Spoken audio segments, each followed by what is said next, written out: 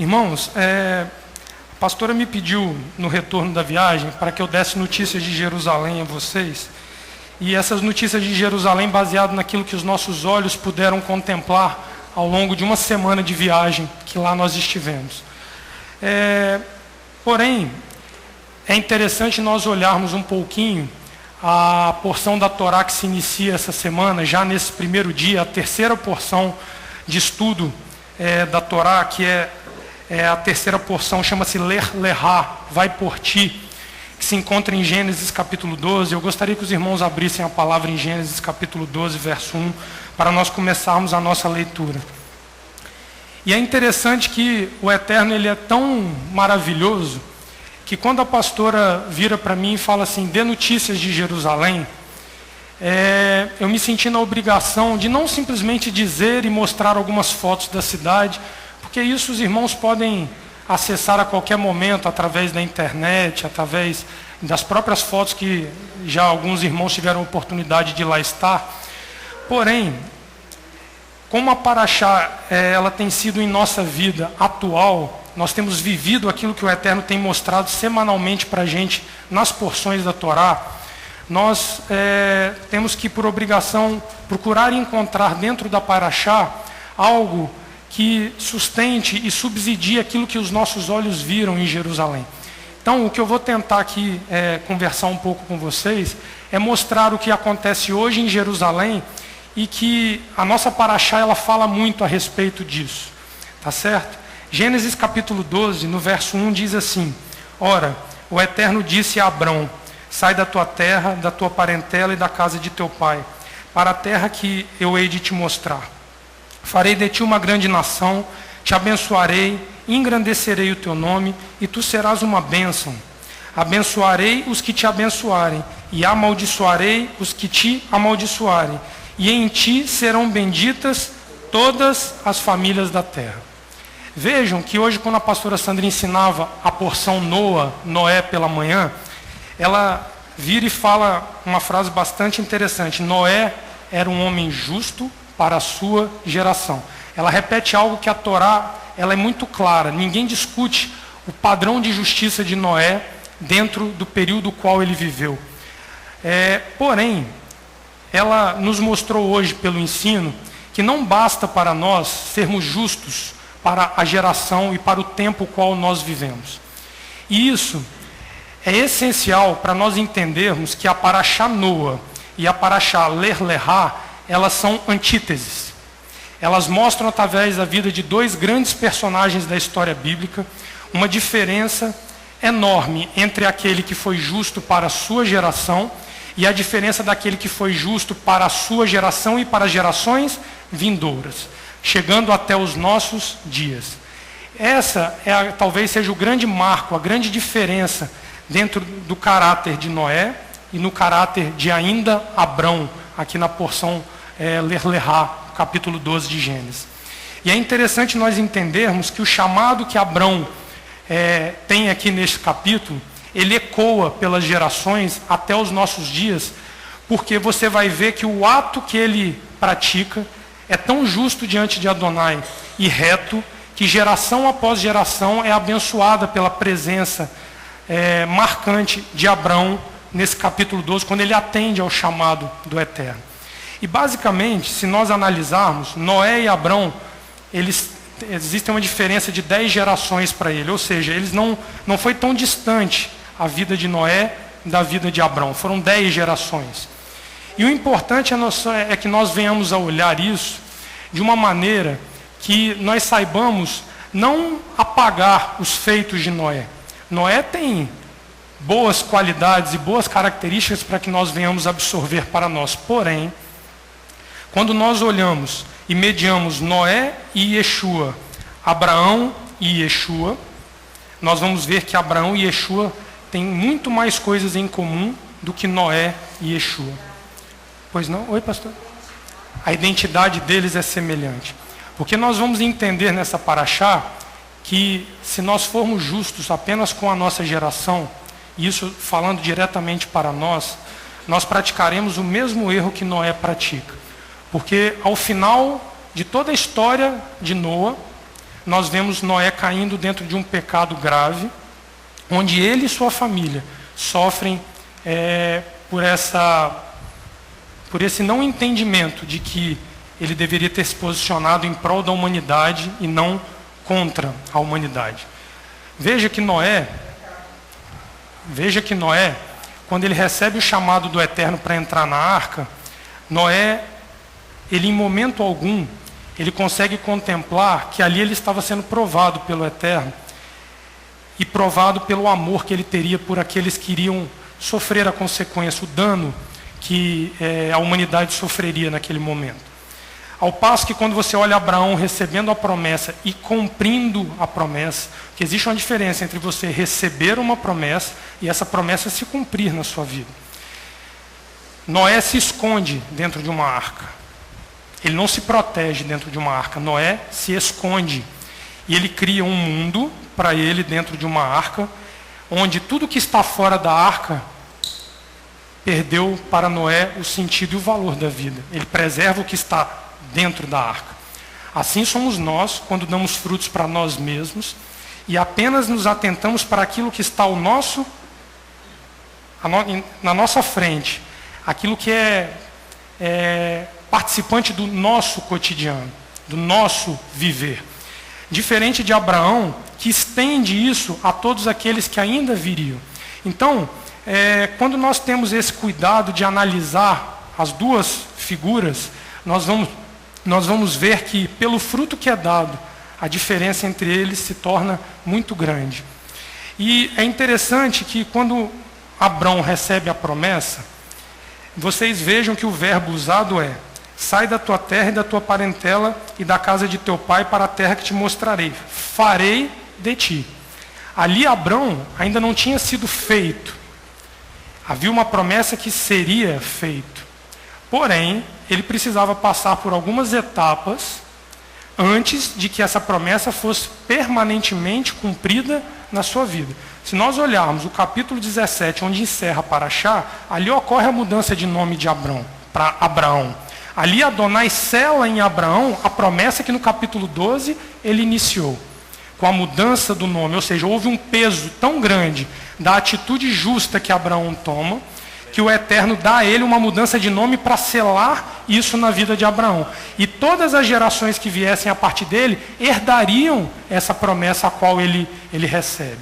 Então, você veja que Noé não tem esse peso.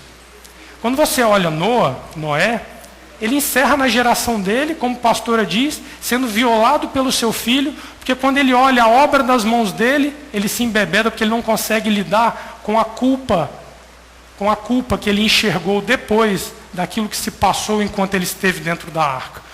Se nós olharmos o período que Noé teve para avaliar a sua conduta, Noé passa um ciclo bíblico dentro da arca. Um ciclo. Basicamente, o tempo que esta casa demorou para enxergar e se corrigir em cima de algo que o Eterno, durante um ciclo, veio falando conosco através do Salmo 51. Foi ou não foi isso que nós temos visto aqui? Então, se nós tivéssemos como casa, como congregação aqui reunidos, nos portado como Noé, nos fechado dentro dessas portas, e o mundo para fora poderia estar se explodindo, poderia estar desabando, nós hoje estaríamos bêbados e embriagados como Noé, vivenciando e compartilhando do mesmo pecado que Noé comete. Só que o Eterno, pela enorme misericórdia sobre nós, ele nos dá a condição de mostrar o nosso pecado e nós buscarmos, através daquilo que o Léo orou, da expiação do único que é perdoador de pecados, não é isso, Léo, que você orou, que é Yeshua HaMashiach. Nós tivemos condição de receber do Eterno o perdão do pecado coletivo que essa casa havia cometido. Lá quando no ano passado, ele nos põe junto com uma prostituta e diz: vocês e ela se apresentem diante de mim. Então esse daí é o diferencial entre uma vida de alguém que se fecha com alguém que lerá, que vai por ti, que caminha. Então, em cima disso, quando nós entendemos Abraão indo, qual é a primeira coisa que nós temos que olhar? Abraão tinha 75 anos. Eu queria que os de 75 anos aqui na congregação levantassem a mão, por favor. Os que têm 75 ou mais. Eu estou vendo Dona Lurdinha. Tem mais ninguém acima de 75? Cadê? Dona Esther, aqui, ó, Dona Esther, tem mais de 75. Se você perguntar para todos esses que estão acima dos seus 75 anos, e virar para eles e dizerem assim, levanta e vai por ti. Sai da sua parentela, sai da sua casa onde você está confortável. Isso é o que ele falou para Abrão. E vai, toma, caminha, anda, e vai para a terra que eu hei de te dar. Ou seja, nem a escritura da terra Abraão saiu debaixo do braço.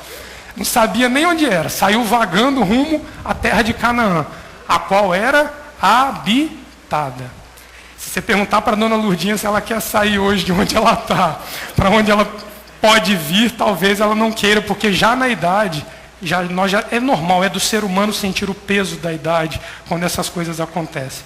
Só que Abraão, ele é tirado de um lugar chamado Ur dos Caldeus. Ur dos Caldeus hoje fica onde seria o Iraque, ali na região da Mesopotâmia, perto da bacia do rio Tigre e do rio Eufrates.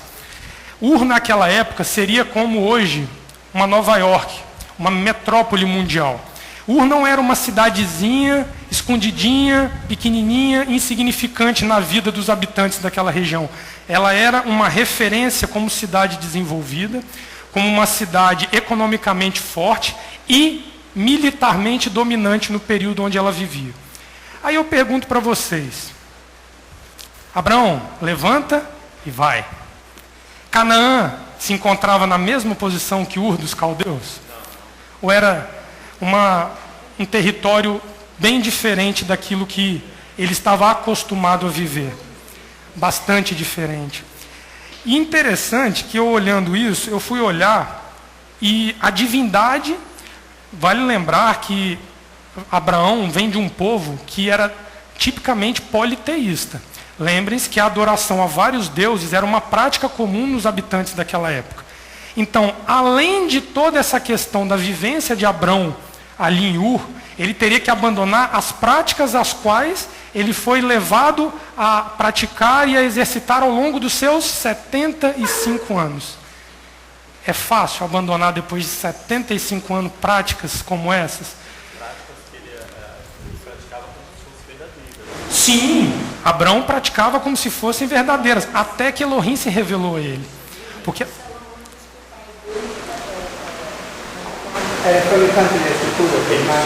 Salomão está compartilhando conosco que o pai dele era, né, Salomão?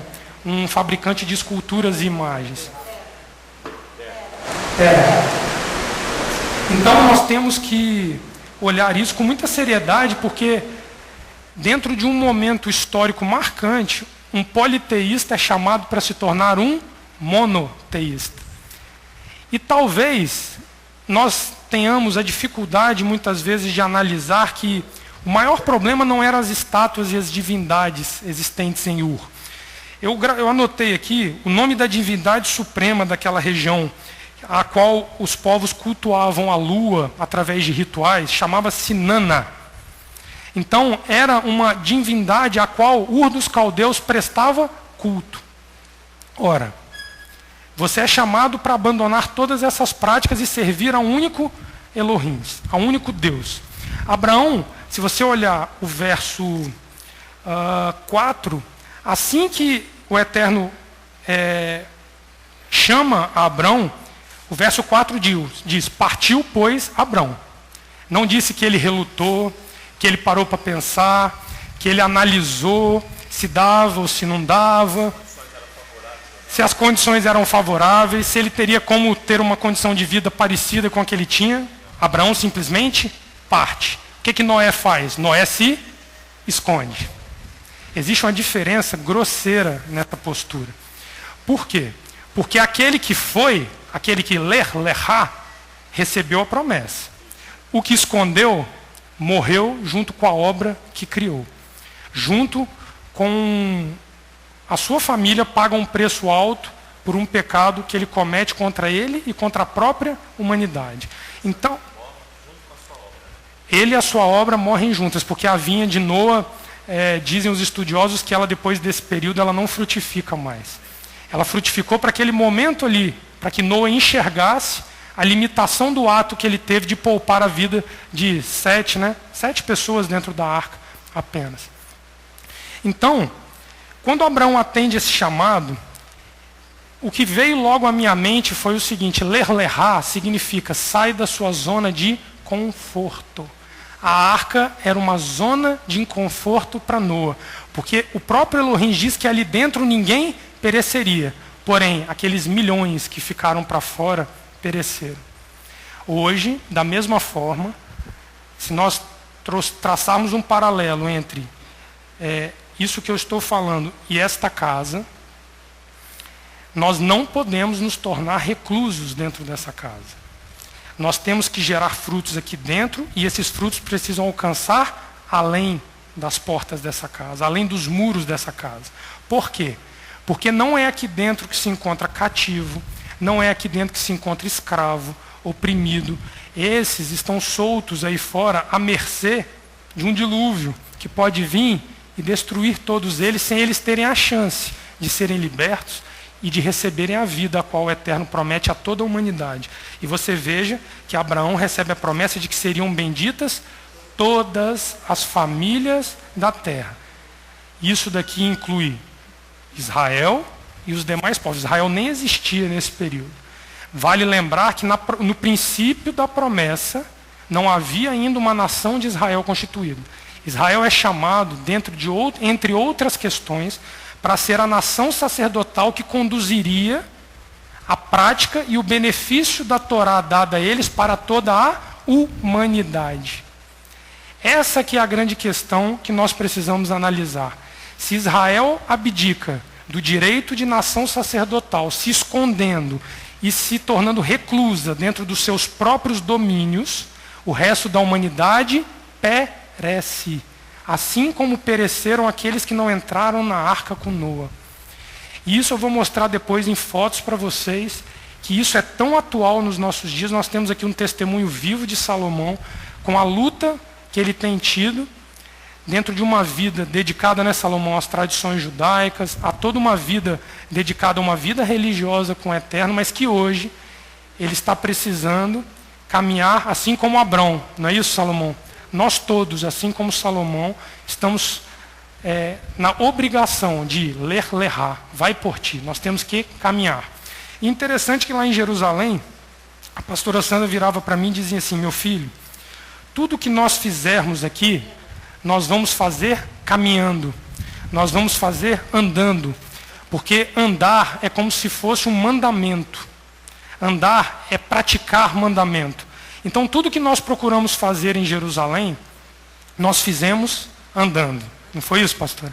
E o Eterno nos deu a oportunidade de ver com os nossos próprios olhos detalhes de uma vida dentro de Israel, dentro de Jerusalém, que hoje se assemelha muito com a prática de vida que Noa escolhe para ele, quando ele se esconde dentro daquela arca com a sua família.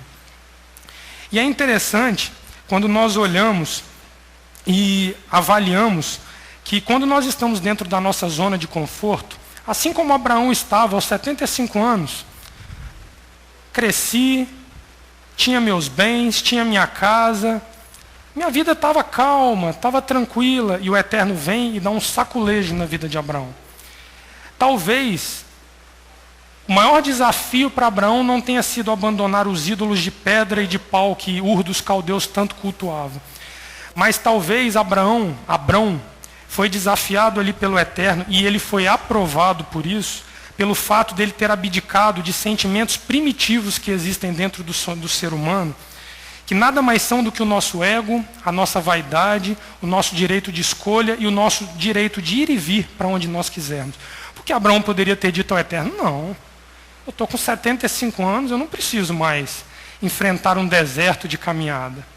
E interessante que ele não pestaneja. O versículo 4 diz: partiu Abrão. E interessante que quando nós olhamos isso, não, Abrão foi e recebeu a terra. Se nós olharmos o texto, quando nós vemos o capítulo 12, a partir do verso 10, para onde que Abrão vai? Qual é o primeiro passo que Abrão dá antes de ter o seu nome transformado em Abraão? Ele desce para o Egito. Abraão foi conhecer a fome, Abraão foi conhecer a necessidade que os povos tinham. Abraão não tinha como se tornar o patriarca da nação sacerdotal de Israel se ele não tivesse aprendido misericórdia com o seu semelhante. E se nós olharmos os versos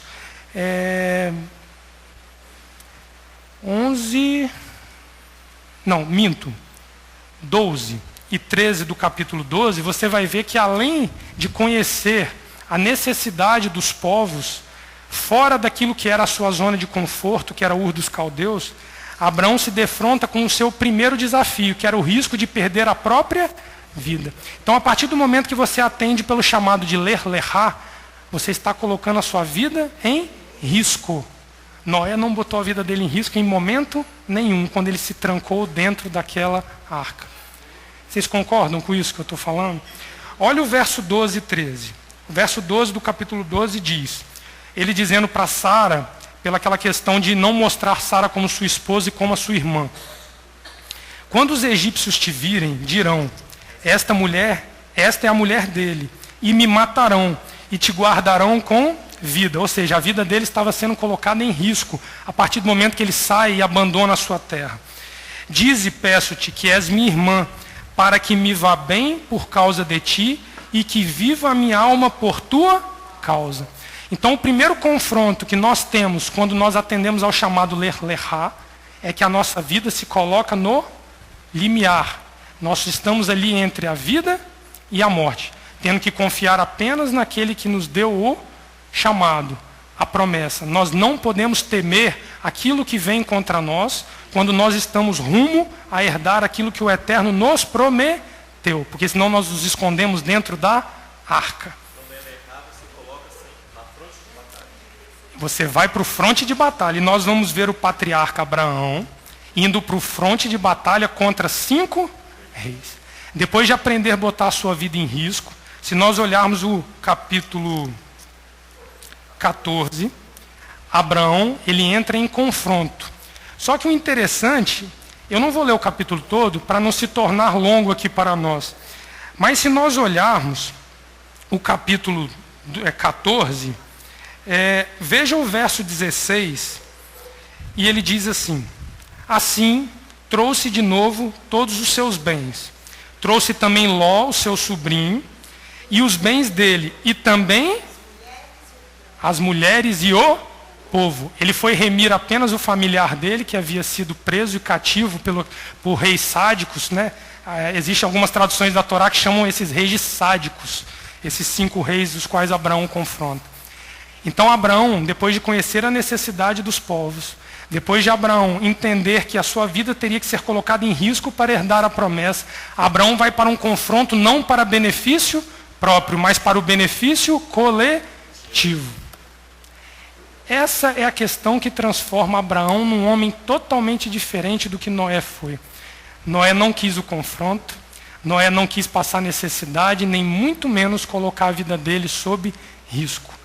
Essa é a prática daquele que é justo para com mais de uma geração. Ou seja, até hoje, nós sofremos o benefício da prática justa de Abraão, e eu vou mostrar a vocês de onde vem esse benefício para nós. Porém, antes, eu gostaria de mostrar que quando eu falei com vocês que, quando a pastora disse de manhã que Yeshua e Noa, Jesus e Noé, se divergiam a respeito das suas práticas, nós vamos ver que Abraão e Yeshua, eles convergem dentro das mesmas práticas. E nós vamos a Mateus capítulo 10 para nós entendermos essa questão. Vocês guardem aqui Gênesis capítulo 14, que nós vamos voltar nele, mas nós vamos lá em Mateus capítulo 10. Por isso que aqui nessa casa, meus irmãos, nós temos o hábito de sempre dizer que Yeshua e a Torá e os profetas, eles são um. Não há divisão entre eles. Não há competição. E pessoalmente eu acho Yeshua ainda mais duro do que a própria Torá por si só. Porque quando nós olhamos o chamado de Yeshua para nós, é como se ele passasse como um trator sobre nós, sobre os nossos pensamentos, os nossos conceitos, as nossas tradições, para impor a Torá. A questão de Yeshua toda é a imposição do mandamento para que a humanidade venha retornar para Adonai. E ele faz isso de uma maneira maravilhosa, e nós vamos entender um pouquinho disso.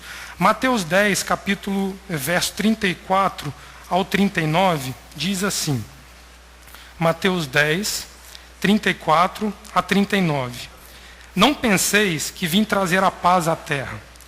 Não vim trazer a paz, mas a Torá, a espada. Ele vem trazer aquilo que é o mandamento supremo de Adonai, custe o que custar, inclusive a própria vida dele. Pois eu vim trazer divisão entre homem e seu pai, entre a filha e a mãe, entre a nora e a sua sogra. Os inimigos do homem serão os seus próprios familiares. Quem ama o pai ou a mãe mais do que a mim, não é digno de mim. Quem ama o filho ou a filha mais do que a mim, não é digno de mim. E quem não toma a sua cruz e não me segue, não é digno de mim. Quem achar a sua vida, e quem perder a sua vida por minha causa, Ele tem alguma prática semelhante à que Noé fez? Ou ele se assemelha mais a Abraão, quando se expõe, quando vai para o fronte de batalha, quando desafia aqueles que querem ir contra a espada de Adonai? Então a prática de Yeshua HaMashiach é totalmente em linha com a prática de Abrão. E nós vamos ver que existe uma ligação entre os dois, a qual, através de Abraão, Yeshua recebe uma suprema autoridade de sumo sacerdote. Porque se nós olharmos a linhagem sacerdotal da casa de Levi, Yeshua não se encontra dentro da linhagem sacerdotal da casa de Levi. Mas hoje, quando o Léo leu o Salmo 110 aqui, eu falei, amém, que o Léo já entendeu. Ele leu o Salmo 110, porque ali mostra a herança abrâmica. Yeshua HaMashiach é a maior herança, é o maior fruto que Abrão dá através do seu ato de justiça quando ele procede, lerá. Chega em Yeshua, e chegando em Yeshua, chega a nós. A herança de Abraão continua dando fruto desde o dia que ele atende o chamado do Pai Adonai para a sua vida. Chegando em Yeshua. Volta lá no... toda a teoria romântica do amor. Ele derruba toda a teoria romântica do amor. Porque ele diz que Roma colocou na minha e na sua cabeça. Que Roma colocou na minha e na sua cabeça. Vejamos que ele diz aqui o seguinte, que ele trará divisão entre pai e filho, irmão e irmã. Aqui ele não está abdicando da Torá. O respeito ao pai e mãe continua, o amor ao seu semelhante continua, porém, se você não souber, assim como Abraão soube, abandonar a sua parentela, os seus amigos, os seus grandes conselheiros, os seus grandes mestres, os seus grandes rabis e as suas obras feitas com um braço humano, você não tem parte com Yeshua HaMashiach, Jesus o Messias. O que Abraão está nos mostrando aqui é o que Yeshua, de uma forma clara, diz a nós, é que a espada vem para dividir entre pai e filho. Ou seja, o fato do seu pai, do seu amigo, do seu mestre, do seu rabi, não estar de acordo com a Torá, não te justifica permanecer estático e se escondendo dentro da arca que Noé se escondeu. Você tem que lerá, você tem que ir por ti. Quem fala? Oi, Alexandre. Pois não. Me lembrou muito. Fala mais alto. Tá ruim de ouvir com o ventilador. Não, é só você falar, aí vai dar para ouvir. Essa palavra me lembrou muito um vídeo que tem na internet, um rabino discutindo com um pastor. E o rabino disse que Yeshua não poderia ser o Mashiach, porque Yeshua teria dito que não veio trazer a paz. E lá nas profecias, diz que Mashiach traria a paz. Só que, como Mas a paz entre Adonai e como essa é a paz a prometida. interpretação é a seguinte, quando ele fala assim, eu não vim trazer a paz, mas a espada é o seguinte, eu sou verdade para a minha vida. Quando ele traz a palavra, ele traz uma guerra para dentro de você mesmo. Quando você escuta a palavra de Yeshua, a verdade te atravessa. E dentro de você começa a ter uma guerra da carne contra o espírito. Então ele falou assim, eu não vim trazer paz, eu vim trazer guerra, eu vim trazer a espada, a guerra, por quê? Porque quando eu dou essa minha palavra, ela é tão penetrante em você, que você será obrigado a fazer uma guerra contra você mesmo, e você vai ter que vencer a sua natureza carnal, e o espiritual vai ter que vencer. E aí Ezequiel 18 diz que o caminho é individual, a salvação é individual de cada um. Por isso que falar de sua mãe, seu pai, não ficará, o outro virá. Agora, cada um vai ter que seguir o seu caminho individual. Eu não posso salvar fulano esse canto, eu posso dar direção, eu posso passar o que eu tenho de entendimento. Agora, a guerra dele depois interior, a guerra dele interior dele, discípulos que Jesus fala, Yeshua fala, eu não vim trazer a paz, mas a guerra que Yeshua trouxe é dentro de cada um de nós. A guerra que Abraão faz, Alexandre, quando ele larga a sua parentela, o difícil não foi largar as divindades ali presentes. O difícil foi ele abdicar daquilo que ele entendia ser o correto para a vida dele e abrir mão disso tudo para obedecer a um chamado do Eterno, para que ele ainda iria descobrir aquilo que ele iria se tornar. Ele não tinha ainda debaixo do braço a escritura da terra, ele ainda não tinha debaixo do braço nada daquilo que ele herdaria no futuro. Então esse desafio entre homem e Elohims é o desafio diário que nós temos, de abrir mão dos nossos mestres, que na grande maioria das vezes é o nosso próprio, a nossa própria mente, a nossa própria forma de pensar ou de querer proceder, a nossa própria concepção. Então a grande questão aqui é que a concepção de Noa foi errada. Ele pensou nele e na família dele. Abraão está trazendo benefício às gerações até o dia de hoje. E nós vamos ver no capítulo 14 de Gênesis, aonde que Abraão recebe esta autoridade para estender os seus frutos até as gerações presentes, que nós hoje podemos ver com os nossos próprios olhos. Depois de vencer e libertar cativos, depois de ter a sua vida exposta à espada, o capítulo 14, verso 18, diz assim: então Melquisedeque, rei de Salém, e sacerdote do Elohims Altíssimo, trouxe pão e vinho e abençoou Abrão, dizendo: bendito seja Abrão pelo Deus Altíssimo, Criador dos céus e da terra, e bendito seja o Elohims Altíssimo, que entregou os teus inimigos em tuas mãos. Então ele recebe aqui a bênção de um sacerdote reconhecido pelo Eterno. E o Salmo 110 que nós lemos hoje, vamos lá no Salmo 110. O Léo já leu, mas nós vamos ler novamente o Salmo 110.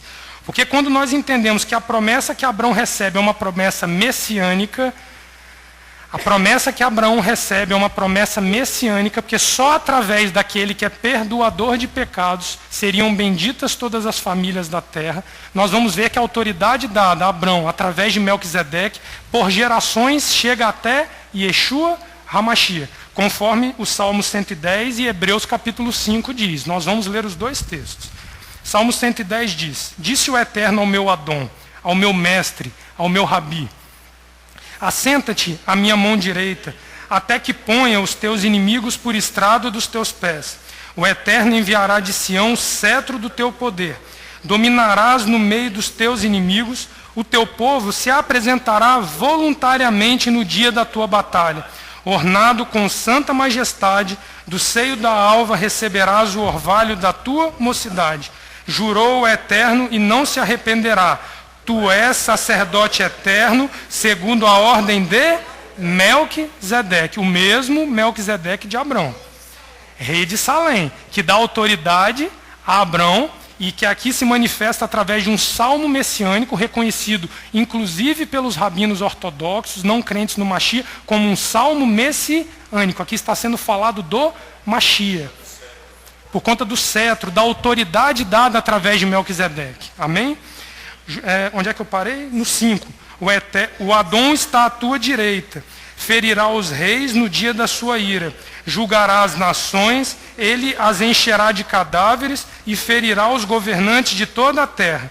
Pelo caminho beberá do ribeiro e pelo que prosseguirá de cabeça erguida.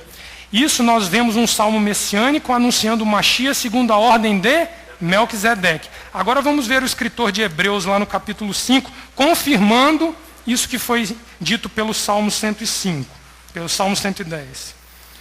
Hebreus capítulo 5, de 1 a 10.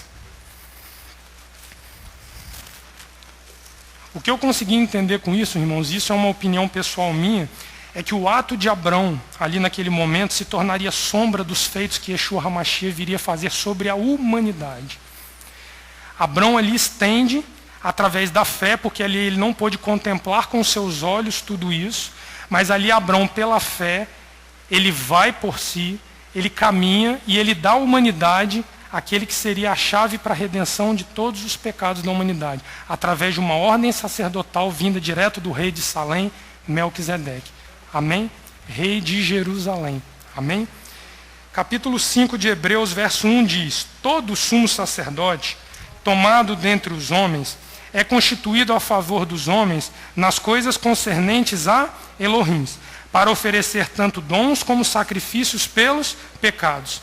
Ele pode compadecer-se devidamente dos que não têm conhecimento e andam errantes, pois ele mesmo está rodeado de fraquezas. E por esse motivo, deve ele, tanto pelo povo como por si mesmo, fazer oferta pelos pecados. Ora, ninguém toma para si esta honra, senão o que é chamado por Elohim, como foi Arão. Aqui ele está falando do procedimento do sacerdote dentro da linhagem levítica. Amém? Vamos lá então. Assim também, o Mashiach não se glorificou a si mesmo, para se fazer sumo sacerdote, mas o glorificou aquele que lhe disse: tu és o meu filho, e hoje te gerei. Como diz em outro lugar: tu és sacerdote eternamente, segundo a ordem de Melquisedeque. Então o presente de Adonai, através do ato de justiça de Abrão, para toda a humanidade foi Yeshua HaMashiach, perdoador de pecados. Então existe uma diferença grosseira entre ser justo para si. Não, eu ia parar por aqui. A senhora quer que continue? A senhora quer que continue até onde? Do 7 até onde? O qual, nos dias de sua vida terrena, está falando de Yeshua, tendo oferecido com grande clamor e lágrimas, orações e súplicas ao que podia livrar da morte, e sendo ouvido por causa da sua piedade, embora sendo filho, aprendeu a obediência por meio daquilo que sofreu, e tendo ele sido aperfeiçoado, veio a ser o autor da eterna salvação para todos os que lhe obedecem, tendo sido por Elohim chamado sumo sacerdote segundo a ordem de Melquisedeque. Amém, pastora. Amém. Então, irmãos, quando nós olhamos para esta casa e para tudo aquilo que o Eterno impõe sobre esta casa, nós não temos como cercear a exigência de Adonai sobre nós aqui. Eu me recordo que hoje pela manhã a pastora Sandra falou de Mateus capítulo 5, eu ia entrar em Mateus capítulo 5, mas a pastora já foi à frente e nos ensinou sobre isso, ali dizendo que se nós não excedermos a justiça dos escribas e fariseus, nós não teríamos parte com o Eterno nessas questões. Por quê? Porque os escribas e fariseus têm a mesma postura, uma postura semelhante à que Noa teve, nos dias de hoje, inclusive, porque eles olham para aquilo que é deles.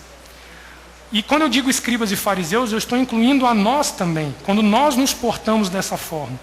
Por isso que o Eterno nos fez lembrar há pouco tempo atrás de que, quando nós somos chamados a exceder essa justiça, nós nos portamos como Yeshua. Porque muitas vezes Yeshua é acusado de ter violado o sábado, de ter proposto guerra ao invés de paz. Mas ali, na verdade, ele estava fazendo cumprir Mateus capítulo 5, excedendo a justiça que havia presente no tempo que ele viveu. Vocês lembram que há pouco tempo atrás, esta casa foi ensinada pelo Eterno a ter uma alegria comedida em prol de um luto presente dentro da casa? Isso que o Eterno estava fazendo esta casa aprender, nada mais era do que exceder a justiça dos escribas e fariseus. É um direito se alegrar, meus irmãos? É um direito nosso. Rosh Hashanah, Sukkot, termos alegria. Mas como é que nós podemos esquecer o que está acontecendo ao nosso redor e nos isolarmos dentro dessa casa e nos alegrarmos de uma maneira exaltada e demasiada, enquanto o nosso semelhante que está aqui dentro se encontra enlutado? Essa é a prática que Yeshua vem ensinar, que sobrepõe a tradição humana e o conceito humano estabelecido na época por escribas e fariseus. Ele não estava aqui reprovando o proceder em cumprimento da Torá dada por eles. Ele estava apenas dizendo que se nós não conseguirmos ir além disso daí, nós não alcançaremos a justiça tal qual Abrão alcançou. Então, em cima disso, vale lembrar, é Isaías 61, não é, pastora? Que se encontra ali entre as bandeiras, que é o chamado que essa casa tem. Acho que o Léo cantou essa música hoje, não cantou? Cantou. Então, hoje, o que cabe a nós, ler-lerá, vai por ti, é saber que nós teremos que a cada dia abrir mão de direitos lícitos que nós temos em prol do cumprimento daquilo que o Eterno nos chama a fazer. E o interessante é que nós pudemos, lá em Jerusalém, contemplar com os nossos olhos a dificuldade que hoje os povos, em especial a nação de Israel, têm de enxergar essas questões. Não sei se a senhora concorda com isso, pastora, mas quando nós lá estivemos, bota o slide, Midian, faz favor. Quando nós lá estivemos, nós nos deparamos com uma situação que, aos nossos olhos, nos incomodou muito. Por que nos incomodou muito? Porque todos estão acompanhando a real situação de Jerusalém. Jerusalém tem vivido nos últimos meses ataques violentos, e praticamente são ataques hoje feitos com arma branca, são esfaqueamentos dentro da cidade. Eles já estão usando uma prática diferente hoje, não é uma prática com homens-bomba, igual eles tinham o hábito, alvejar pessoas com bombas e com armas, eles estão fazendo esfaqueamentos. E, para nossa surpresa, nós chegamos na sexta-feira dos nossos afazeres na cidade, caminhando, e nós começamos a ver uma movimentação diferente dentro do hotel. Passa aí, Midian, deixa eu ver se é a primeira que eu falei. Isso aqui já é no Shabat, sábado pela manhã. Nós começamos a ver o hotel encher de famílias para celebrar Shabat dentro do hotel. E as famílias vinham em grandes levas, e eles têm sinagogas dentro dos hotéis, onde eles se reúnem, passam o Shabat dentro de um hotel e depois voltam para suas casas, os próprios moradores de Jerusalém. E eu olhava aquilo, eu não entendia nada, pastora, meu filho, eles estão vindo para celebrar Shabat. A senhora lembra que você me falou isso? Aí quando eu olhei aquilo, eu falei, gente, mas como que eles conseguem, num momento como esse, onde irmãos estavam morrendo, sofrendo esfaqueamentos. Teve um caso, se eu não me engano, né, Rogério, que teve um atropelamento, né, dentro de um ponto de ônibus, que um terrorista pega um carro e mata acho que 2 ou 3 pessoas dentro de um ponto de ônibus. E você chega em pleno Shabat, se isola, e tudo de ruim acontecendo ao seu redor, e você consegue entrar dentro de um momento de demasiada alegria em prol do cumprimento de Shabat. É proibido se alegrar em Shabat, irmãos? Não. Mas eu pergunto para vocês, faz sentido para vocês ver os seus irmãos morrendo ao seu lado e você se trancando dentro de um hotel, passando 24 horas celebrando o Shabat com demasiada alegria? Então, uma das coisas que eu tive a oportunidade de aprender junto à pastora Sandra ali dentro, é que assim como nós fomos ensinados através de um momento de luto dentro desta casa, a respeitarmos a dor de irmãos que aqui dentro se encontravam pranteando por seus familiares. Esta prática tem sido muitas vezes ignorada por nós, e nós vimos ao vivo em Jerusalém ela ser ignorada desta forma. Porque, irmãos, quem estava lá, e se vocês conhecerem outras pessoas que estão lá nesse momento, vocês podem perguntar, é sirene de polícia o dia inteiro. Da varanda do hotel eu contava 1 carro, 2 carros, 3 carros, 4 carros, 5 carros. E você vendo aquela leva de irmãos chegando para celebrar Shabat, como se por fora dali não estivesse acontecendo nada. E a minha dificuldade foi de entender que, se nós não excedermos a justiça dos escribas e fariseus, como Mateus capítulo 5 diz, nós continuaremos a ver o crescente dessa violência, porque se nós não sairmos de dentro da arca para levar vida àqueles que estão fora, nós nos trancaremos ali dentro, o que estiver acontecendo ao nosso redor.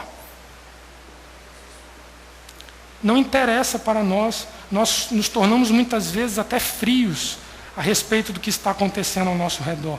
E isso eu falo não só porque eu vi isso em Jerusalém, mas eu falo hoje para a cidade de Vitória, para o Brasil. É um problema mundial. Aqueles que têm a palavra, eles retêm para ela e não querem levar ao seu semelhante que está precisando. Nós não temos o hábito de cumprir ler lerá, vai por ti, se exponha.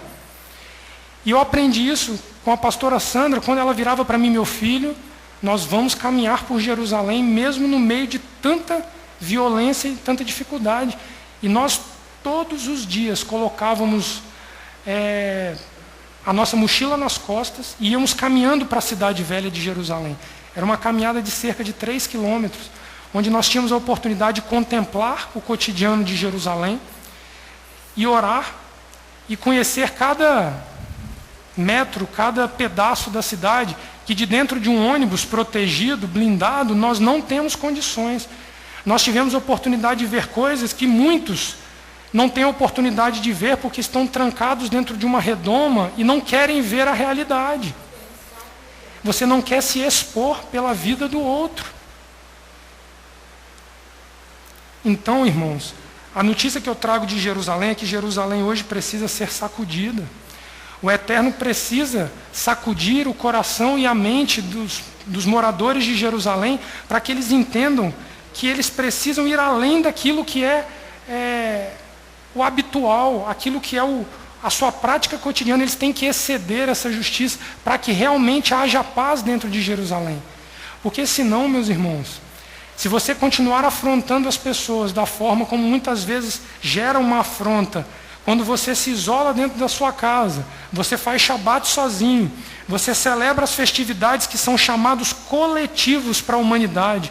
Quando nós vemos Pessa, Shavuot e Sukkot, são festas onde o Eterno ordena subir a Jerusalém, é coletiva a festividade.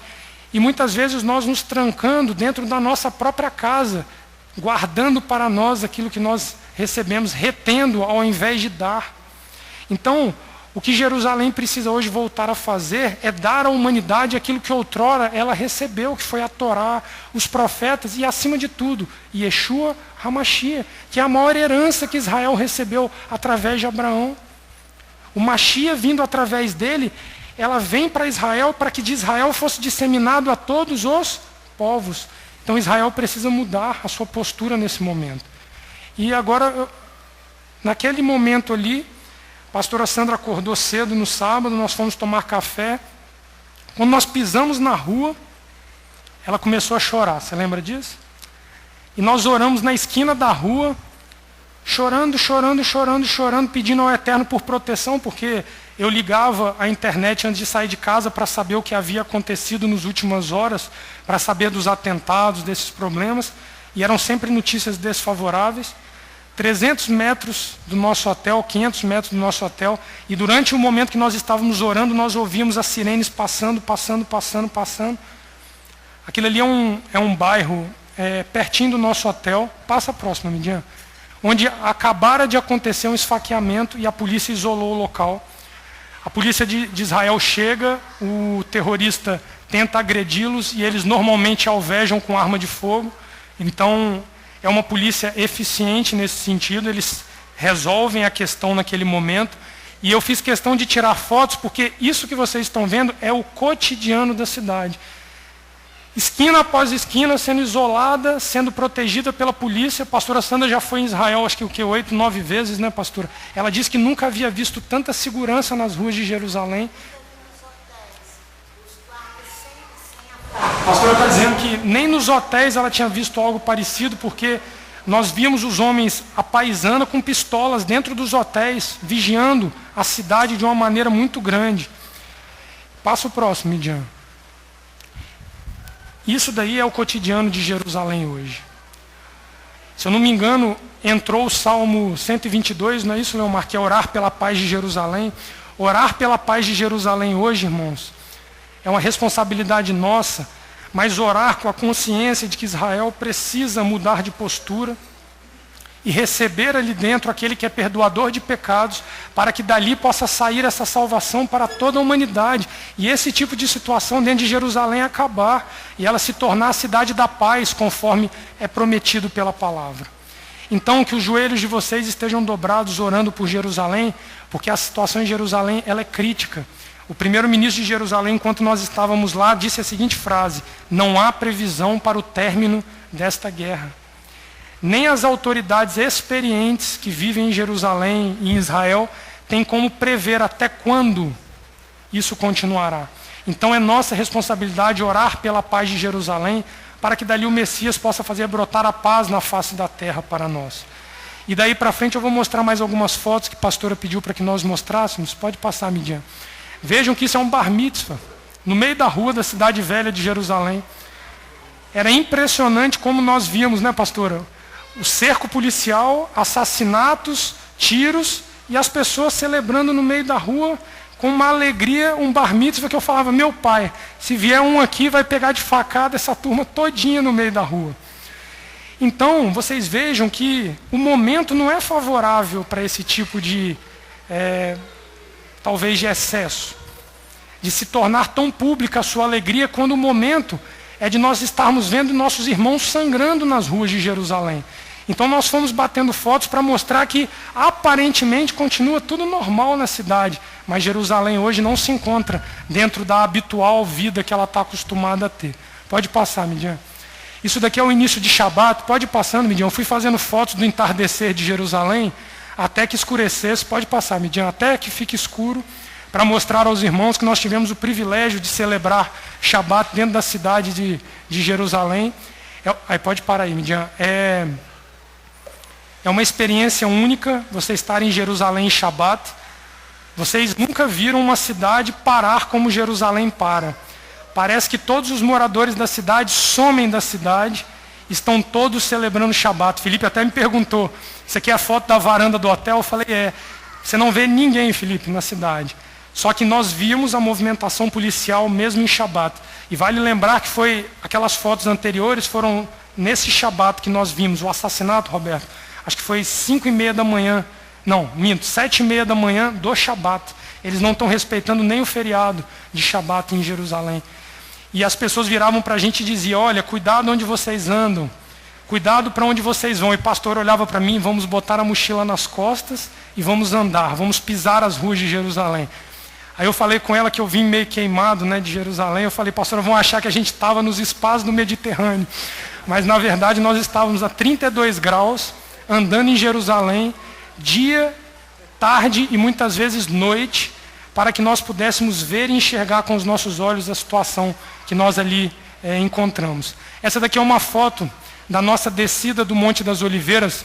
Ali à direita está a Porta Dourada, de onde aquele que ordenado por Melquisedeque um dia entrará e reinará em Jerusalém, né, nas paredes orientais da cidade velha. Pode passar. Aí era o local que eu e a pastora, todos os dias de manhã, íamos. Nosso dia não começava antes de nós irmos ao Kotel, e íamos orar. O nome dos irmãos, através da congregação, está ali nas fendas do muro. Nós oramos por todos vocês lá, pelas necessidades da casa, pelas necessidades da nossa cidade. Então era um local que nós íamos para ter do eterno a direção daquele dia, para depois nós sairmos para caminhar. Vai passando, Midian. E ali os judeus estavam celebrando nesse dia, acho que foram 6 ou 7, né, pastora? Bar mitzvah, bar mitzvot, né, que eu creio que seja o correto de falar. Então nós víamos os jovens judeus ali celebrando a alegria da Torá dentro do Kotel. Pode ir passando. Aqui essa foto a pastora pediu para eu tirar, porque essa foto, o Muro das Lamentações, ela continua nessa parte assim, ó, no sentido ocidental. Ali é a esquina dos muros de Jerusalém, onde era anunciado o Shabat e as festividades. Então tocava-se o shofar daquele ponto, para que toda a cidade de Jerusalém soubesse que ou era Shabat, ou era o Rosh Hodesh, que era o início do mês, ou que eram as festividades anuais que eram celebradas. Então o sacerdote tocava o shofar dali de cima. Pode passar. Pode passar, é a mesma foto. Essa menorá foi uma história interessante. Talvez Salomão saiba dizer melhor essa história para a gente. Essa menorá ela tem mais ou menos a altura da pastora Sandra. Eu não quis mostrar a foto que ela aparece ao lado, porque ela me pediu para proibir aparecer em fotos aqui. Mas é mais ou menos da altura dela. É uma menorá feita de ouro maciço, que se encontra dentro do quarteirão judaico e que tem uma inscrição no pé dela que eu queria ler para vocês. Passa, Midian. Essa inscrição é porque é um vidro com a letra escrito e o fundo branco foi a melhor forma de bater a foto. E a inscrição diz o seguinte: a criação desta menorá de ouro foi baseada na compreensão de achados escritos por Maimônides, um grande rabino em Israel. A menorá é feita de ouro maciço. Ela é a menorá que um dia esteve dentro do templo de Jerusalém. Então, eles fizeram a seguinte frase para encerrar: nesse momento, dentro de um local santo, dentro do santuário, deverá novamente ser santificada e servir como objeto sagrado dentro do templo. O povo de Israel já criou uma menorá deste tamanho, maciça em ouro, para instalar dentro do templo, porque depois nós vamos mostrar umas fotos à frente. Eles estão escavando por debaixo do Muro das Lamentações para atingir a pedra fundamental do Monte Sião e ali reestruturar o que é a base fundamental da nação de Israel, que é o templo de Jerusalém, que eles lutam para que eles retomem um dia esse templo. Então eles já têm até a menorá feita, pronta para ser colocada dentro do templo, entendeu? Então a gente fez questão. Aqui é o local mais fundo das escavações. Essas são pedras originais do período de Herodes, quando ele reconstrói Jerusalém. E nós estávamos ali e havia uma movimentação de rabinos para cima e para baixo. Eles já instalaram 2 sinagogas debaixo da terra, mais próximas possíveis do que seria a pedra fundamental, onde a tradição judaica diz que começou com o quase sacrifício de Isaac, e dali depois se formou a base do templo, né, onde ficava o altar do templo, e eles estão cavucando ali embaixo. E Salomão deve saber dessas histórias, né, Salomão? Eles cavaram, e os rabinos foram entrando juntos, não é isso, Salomão? E começaram a causar transtorno, que no meio dos furos que eles iam fazendo, os rabinos, quanto mais próximo da pedra, eles indo orando, então era uma broca funcionando aqui, um rabino do lado, com o sidur orando, e as mulheres foram entrando, que tinham o direito de entrar também, ou seja, foi necessário criar 2 sinagogas, a 30 metros de profundidade, de pedra maciça, para que houvesse sossego para os trabalhadores continuarem cavando debaixo de Jerusalém. De tamanho é a necessidade que eles têm, Roberto, de estar próximo ao Santíssimo, ao lugar que outrora foi o altar de sacrifício ali do templo, entendeu? Ali era a nossa guia que nos levou para conhecer esse passeio. Pode seguir em frente. Aqui é uma foto de Jerusalém mostrando ali acima o cemitério judaico no Monte das Oliveiras, tá bom? É dali que Yeshua contemplava Jerusalém, e nós tivemos a oportunidade de ler aquela passagem: Jerusalém, Jerusalém, que matas os meus profetas. Nós lemos isso e oramos em cima do Monte das Oliveiras, porque Yeshua dali estava vendo Jerusalém, contemplando. E dali ele tem a visão exata da porta a qual ele um dia há de entrar e retornar para Jerusalém. É a visão direta da porta dourada. Eu vou mostrar uma foto mais à frente. Aqui começa a nossa subida. Eu virei para a pastora Sandra e falei: vamos ao Monte das Oliveiras. Pastora, vamos pegar um táxi para subir? O Monte das Oliveiras deve ter mais ou menos de subida, umas 4 subidas daquela ladeira São Bento, onde nós tínhamos a Beit ali. Aí eu virei para a pastora e falei: pastora, vamos pegar um táxi para subir o Monte das Oliveiras? Não, meu filho, nós vamos subir caminhando. Pois bem, um sol de 2 horas da tarde, 32 graus, estávamos eu e pastora Sandra de preto, estava torrando, acho que ela absorvia todo o sol que tinha na cidade. E nós começamos a nossa subida. A parede à esquerda é a entrada do Getsemane, que fica no pé do Monte das Oliveiras, pode passar. E aí começa a nossa subidinha. Foram 28 minutos de subida incessante até chegar ao topo do Monte das Oliveiras. Pastora Sandra está com a forma física em dia, subiu tranquilamente. e mandou avisar que quando outros homens aqui da congregação forem a Jerusalém, que terão que subir a pé ao Monte das Oliveiras. Citou alguns nomes, Roberto, entendeu? Especialmente Roberto e Leomar, ela citou o nome que precisariam subir.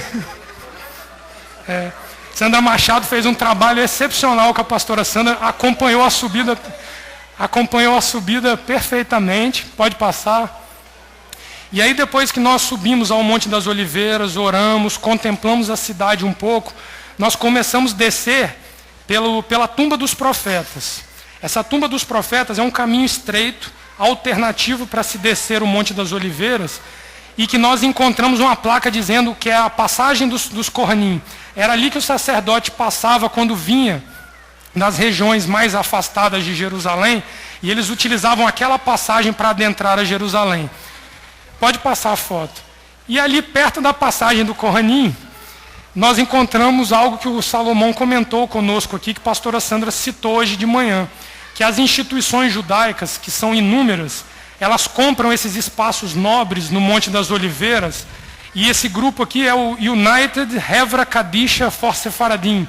É um grupo, né, Salomão, é uma organização judaica que tem um cemitério particular para que, eu creio que alguns membros, né, Salomão, eles têm o direito de serem enterrados ali.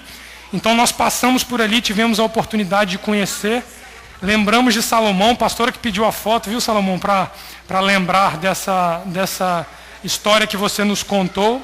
Pode passar. E ali, meus irmãos, na descida do Monte das Oliveiras, nós temos como contemplar quase que no mesmo nível a Porta Dourada. Talvez essa seja a imagem mais bonita da cidade de Jerusalém que eu posso trazer a vocês. Bonita talvez não porque a arquitetura talvez seja a mais bonita, mas que naquela porta, a palavra diz que ali o rei de Israel entrará e reinará sobre nós, reinará sobre a humanidade. Aquela porta é a esperança de todo aquele que crê no Mashiach, que todo aquele que crê que o cumprimento das promessas feitas a Israel e à humanidade através do Messias serão cumpridos. Essa porta hoje ela está cerrada, e no pé dessa porta tem um cemitério muçulmano, que o Leomar nos ensinou, que foi um sultão árabe, não é isso? Lá no passado, isso, que colocou ali para que um judeu não passasse por ali e adentrasse a porta, porque ele conhecia a promessa do Messias. Então ele, na tentativa de impedir a entrada do Messias em Jerusalém, ele bota um cemitério de muçulmanos para que evite que o judeu Yeshua possa adentrar. Isso, é a passagem do o sacerdote não pode ter contato com o morto para poder adentrar aquelas portas. E pastora Sandra queria que nós fôssemos a pé ali no meio do cemitério muçulmano para bater foto perto da porta. Eu falei, não tem condições. Se pegarem a gente lá pode dar problema. E ela disse que pode. Eu falei, não vamos. Nós acabamos não indo dentro do cemitério para poder tirar a foto ali. Eu acho que é isso. Passa a próxima, Midian.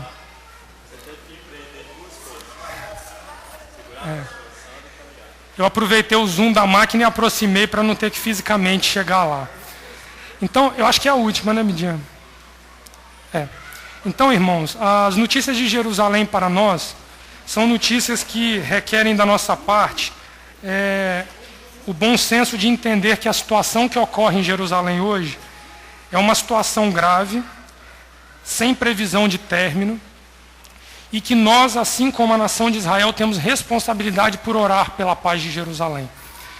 Os momentos que nós tivemos lá foram momentos onde o Eterno nos deu a oportunidade de vivenciar e vermos coisas que, se nós estivéssemos presos dentro dos carros e dos ônibus, nós não vivenciaríamos. E que nós precisamos ter a consciência, acima de tudo, que Jerusalém precisa mudar de postura. Aquilo que tem sido feito dentro da cidade de Jerusalém precisa convergir para o Mashiach, para que realmente uma paz possa ser estabelecida dentro de Israel, para que possa coabitar ali diferentes pessoas de diferentes nacionalidades, porém submetidas a um mesmo Elohim e a um mesmo rei que reinará dentro daquela cidade. Então que nós possamos lembrar de Jerusalém nos nossos dias de hoje como a cidade pela qual o nosso Mashiach há de adentrar. E assim nós tenhamos condição de pagar um preço de oração por ela, porque a última coisa que nós fomos fazer em Jerusalém foi fazer turismo. O propósito da nossa viagem não foi turística, foi, entre outras coisas, contemplar e vivenciar um pouco daquilo que acontece lá, para que nós possamos ter os nossos corações aqui, contritos com o que ocorre em Jerusalém. Amém? Que nós possamos ter uma semana abençoada, que nós possamos ter uma semana de dedicação em oração e estudo da palavra, e lembrar que o chamado para nós nessa semana é lerá, vai por ti. Que nós tenhamos coragem de abrir mão da nossa zona de conforto e adentrarmos a promessa a qual o Eterno tem para cada um de nós e de caminharmos na direção a qual Ele apontar para nós caminharmos. Amém? Que vocês tenham uma boa semana, Shavuot Tov a todos, e que o Eterno possa nos abençoar e nos dar paz ao longo dessa semana, até nós encerrarmos essa paraxá no próximo Shabat, estudando mais um pouco de lerá. Amém? Que o Eterno nos abençoe e nos guarde nessa semana. Amém.